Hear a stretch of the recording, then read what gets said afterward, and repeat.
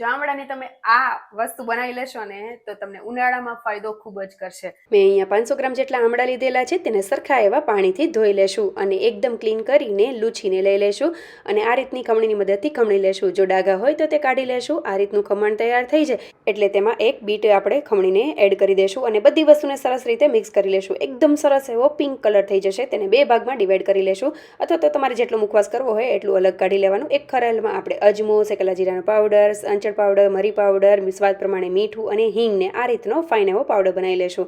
હવે એક ભાગમાં આપણે આ રીતે મસાલો એડ કરીને સરસ એવું મિક્સ કરીને આ રીતે પોળું એવું પાથરી દેશું, જેથી કરીને તે સરખું એવું સુકાઈ જાય. મેં અગાઉ પણ આ રીતનો મુખવાસ તૈયાર કરેલો છે.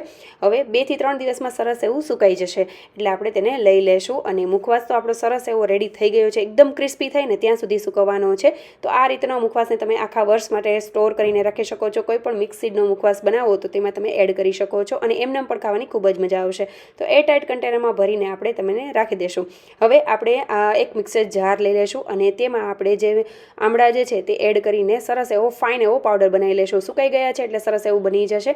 હવે તેને એર ટાઈટ કન્ટેનરમાં ભરીને તેને સાચવીને રાખી દેશું. તમે આનો ક્યારેય પણ ઉપયોગ કરવો હોય તો કરી શકો છો અને ડ્રિંક ફટાફટ બનાવીને તૈયાર કરી શકો છો.